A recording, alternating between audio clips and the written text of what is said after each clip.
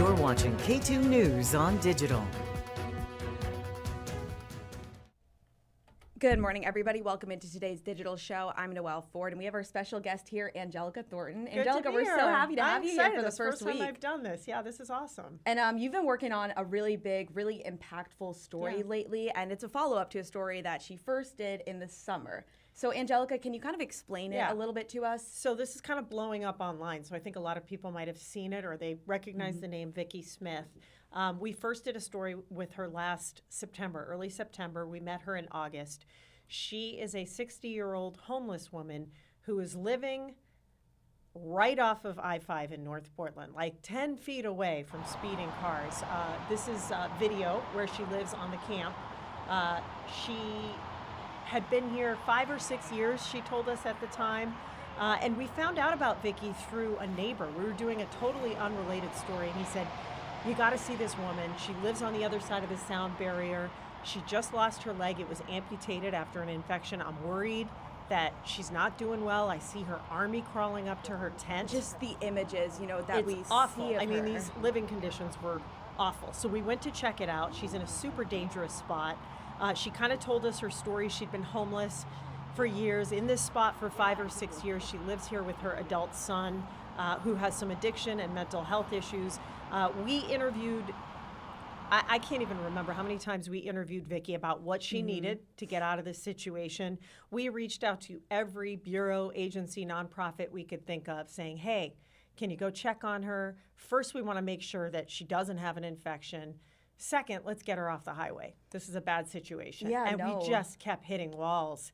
And every single person we talked to said, yeah, we're familiar with Vicky. We know who she is, including Portland Police. They showed up and they said, we've asked her multiple times if she wants help, and she has refused help. So that's kind of where the first story ended. Then we got an email. I got an email last week from a mutual aid volunteer who kind of lives nearby, and she said, you got to go check on Vicky again. I just talked to her. She wants to talk to you guys again. She's in the same spot. We went out there. It was, I can't tell you how disheartening it was to see her in the exact same spot. She told us she'd been to a shelter during the winter storms in January, but other than that, everything else was just like it was last summer. Yeah, and I know you got some information from the outreach worker about, how they're helping her right now. We're even looking at some of that video right now. So this all kind of happened yesterday morning. I was actually anchoring the morning show yesterday, and someone from the Mental Health and Addiction Association of Oregon texted me saying, hey, we saw your story. We want to help Vicky. We want to help get her into a shelter. And I said, okay, as soon as I'm off the air, Mike Warner, our photojournalist, and I will go out and try and find her. We went to her camp. She wasn't there. We know her routine at this point. We know where she goes. She uses her wheelchair to get all around North Portland. We went to the bottle drop at Delta Park. Couldn't find her there. We went to the Kenton Library. There she was sitting at a computer. I gave her a cup of coffee. I said, hey, this outreach team wants to come talk to you. Are you okay with that? She said, yeah. So I called the outreach team. They were there within 12 minutes.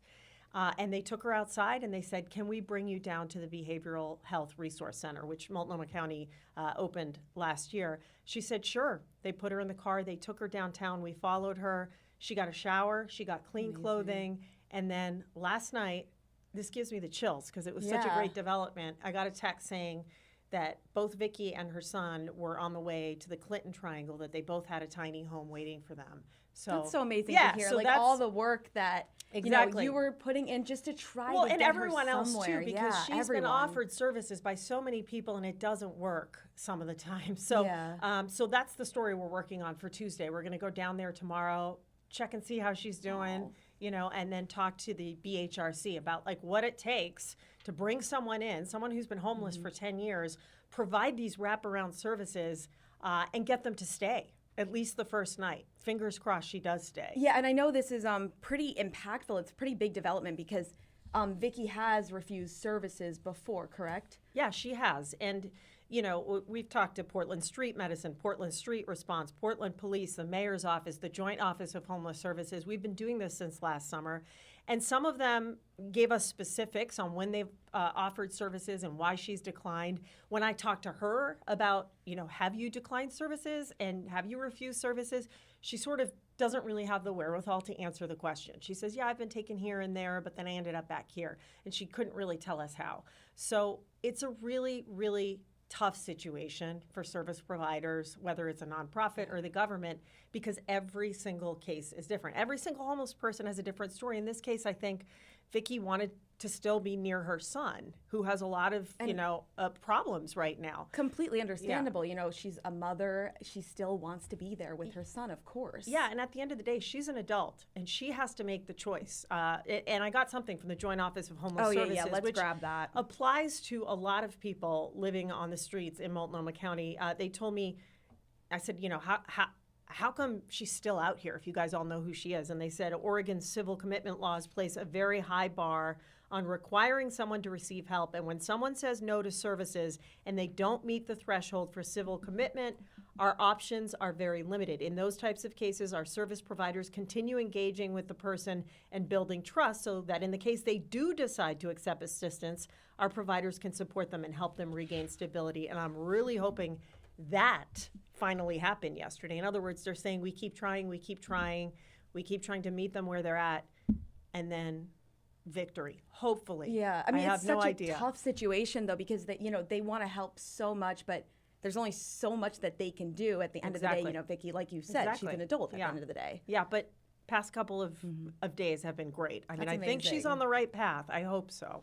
It'll be great, when you get there tomorrow. Hopefully, she will be I'm attached ready to my phone go. because I keep getting updates on her, and they're all great. So I think there are a lot of people working really hard right now to make sure she doesn't end up back on the side of the freeway. And it's great that everyone is doing that all they can to help Vicky. And thank you so much, It's Angelica. nice to get good news stories. It is. Solutions. Yeah. It's Especially, good. because it's like, talking about problems, but let's find the solutions there. absolutely. So thank you, Angelica. We are so Thanks, looking Noelle. forward to your story Thanks. tomorrow. Yeah, So. I'll keep you posted. Yeah, and I'm sure you'll be back here again. So I'll be back. everyone, Happy to come back. Thank you to Angelica Thornton. And we're just going to update you on some breaking news right now. This happened overnight. Didn't get it in the morning show this morning, but we did have it in our cut-ins, so I just wanted to talk about this a little bit. So this is, it was over in Portland. It was a stabbing overnight. I'm going to pull up a map so you guys can see where it is, if I can find my map. You know what? I can't find my map, so we're just going to talk about it. So it was in Southeast Portland. Portland police responded to Southeast 122nd Avenue. It was near Mill Street just after midnight. So, Angelica, officers do say one of the victim's injuries, they are extremely serious. So, we're going to be keeping track of that one. But they say they did arrest one person and that they're not looking for any other suspects. So, that is some good news there. Good. Yeah, I know the team's working on that too. 100%. And then let's update you on another story. Angelica, we're going to swap you out and bring Bye, in guys. Shelby Thank Slaughter you. now. So, Shelby, come on over here. Thank you so much for coming to sit with us on our digital show today. And Shelby has a really big story that you have also been working on for a very long time, Shelby. So this is about the Mount Hood Senior Living Center. And I know you've been waiting for this report for quite some time. We thought we were going to have it a while ago, and now we're getting it into our hands now. Exactly. Well, we had told our viewers that this was going to be at the very beginning of March. Well, fast forward to now, we're in April. But I have been in contact with the Oregon State's long-term care ombudsman, Fred Steele, for weeks now. He just said they had a lot to put into this report, and it really does show. I mean, that report, from what I haven't read through the whole thing, but I saw some of the highlights that you sent out, and I mean, it's a lot to go through. So let's talk about some of the main points, Shelby. What do you think is the main point of that report? What's the thing that jumps out to you the most? Right. Well, I want to start by recapping people who may not remember. So for people who have been following this story, this started back in December when someone who was living at that care facility got out and died. Sandy police were involved, and about a month later, the Department of Human Services actually went in and shut down that long-term care facility pretty abruptly. A lot of those residents were moved in the middle of the night to other care facilities that we later found out had just as many violations as the Mount Hood Senior Living Facility. So fast forward to now, we did get that report that's about 36 pages. And there's some pretty interesting key findings. I have a couple here in front of me. One of them being, and again, this is the long-term care ombudsman's investigation into what happened. And this is, a state entity, so he did his own investigation.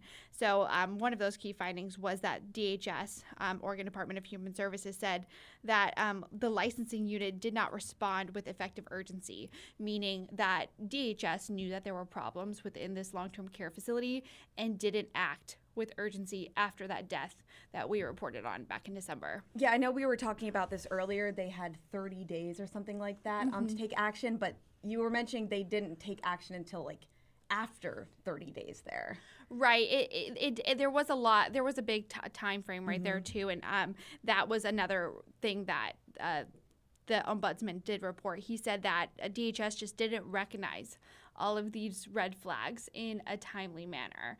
And so that's why we saw that resident pass away in December, and then all of those people moved in the middle of the night to places with, again, dozens of violations in itself too. Yeah, and just the fact that, these families got this information so last minute and then they had to scramble, and it's just unfair to them to not know where their loved ones were, Right. Well, and some of them didn't even end up in a long-term care facility. Some of them ended up in the hospital. And that's because the state didn't really know where to put these people. So what happens next now, Shelby? Like, this report is finished by the ombudsman. So where does that go to then? Does that go to DHS? Are they going to take any action? I guess you'll be talking to them today. Right. And so that is a big question a lot of people have. So like I said, these are two state entities. So I have already reached out to DHS to see what their response is on this report. And, we have a lot of questions, too, for the governor who's been following this as well. So there's a lot of questions that hopefully we'll get some answers to today. Yeah, well, thank you so much for getting that, Shelby. I know you got this early. You got this down. You've been really following this story. It's a very important, impactful story. So we do appreciate it. We'll be looking forward to when it airs. Do you know what time tonight so everyone can know? I think I don't know, but it is already up on our website. So anybody who has questions or wants to read more about our story, it is already up on our website at KATU.com. And you could read some of these key findings from this report. And then we'll be on air later today. All right. Well, thank you so much for that, Shelby. And it is 10:47 right now. So we're going to get to your 7-day forecast. So, Shelby, we're going to swap you out for Sarah Bagby now, who also is a forecaster as well. Sarah wears many hats at K2.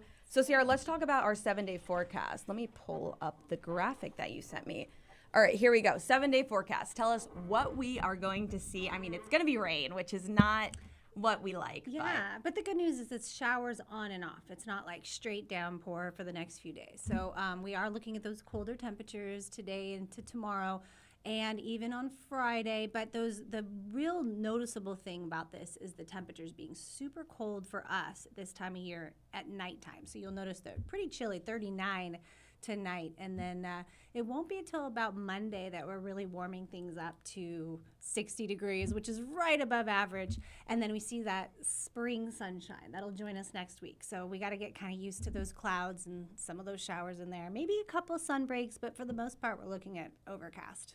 I hope that it's not overcast, though, across the country on Monday, because that's when everyone's looking forward to seeing the solar eclipse. Yeah. Unfortunately, we're only going to see it partially here in Portland, but you can head out to OMSI. They're going to be having a partial solar eclipse watch party. That's going to be next Monday at 10:30. That would be the perfect place to be. I mean, they're going to have all the tools and equipment, right? And it is going to be a clearer day. Yeah, for sure. And then also, you know what else I'm excited about? I am also excited about Salt and Straw and their new ice cream upcycle. Who isn't excited about Salt and Straw anyway? Yeah, I mean, honestly, ice cream is amazing. But it's also amazing that what they're doing is so environmentally friendly. So Salt and Straw is launching their upcycled food series menu. You can look at it right there on your screen. I mean, it looks delicious. Let's pull up that Salt and Straw graphic right there. Perfect. I mean, that has to be the brownie one that we just saw. These look so good. Oh, my goodness. So, salted caramel chocolate brownies, that's one of them, and then chocolate caramel potato chip banana bread. That sounds amazing. It sounds interesting, but I think the crunch from the potato chip, I think it'd be really good. Yeah, they test these out, so they're amazing to someone out there. And I feel like I've never gotten anything at Salt and Straw that I didn't like. I mean, it's just all so good. Any kind of ice cream with a lot of sugar like that, it's impossible to not be good. That combo, though, banana bread in there, I'm so curious. But what the upcycled food series means, so it just means it uses food that may have otherwise gone to waste. Like, if a banana is getting kind of brown and you make some banana bread because you don't want to waste the best it. kind, Yeah, right. exactly. And that is exactly what Salt and Straw is doing. So Great. for the environment. And yeah, I guess not great for our diets or No, summer but it diets. is very innovative. No, it is. It's Yeah. great. We love it. All right, and now we're going to talk about the Powerball. Let's play this Oh, my video right goodness. here. Yes. It's a lot of money. Have It you is, been buying tickets? No, I haven't. I should, though. I mean, I'm not going to win. I wish I would, but it's a lot of money now. It's over $1 billion. It is $1.23 billion. I can't even, comprehend how much money that could be. You won't walk away with that much money, though. You'll probably get about half. It's to see the sign because it's so big now that you can't see it on the big billboards because they're huge, yeah. scrunched it in. It's never been like that. So nobody did win the jackpot yesterday, but if you did enter, you didn't hear those numbers, maybe you got a little bit of the prize. So they are 11, 38, 41, 62, 65, and the Powerball was 15. Next drawing is Saturday night if we want to get our tickets. You're not going to win if you don't buy one, Noelle. That's very true. That's very true. Maybe I will. Maybe I'm feeling a little bit lucky, and maybe you guys are feeling a little bit lucky. Go out and get a Powerball good ticket. luck. And stay tuned for our newscast tonight. Of course, Shelby is working on that big story. You don't want to miss that. Have a great day, everyone. This has been a KATU News Digicast. KATU News is on your side. I never know if it's safe.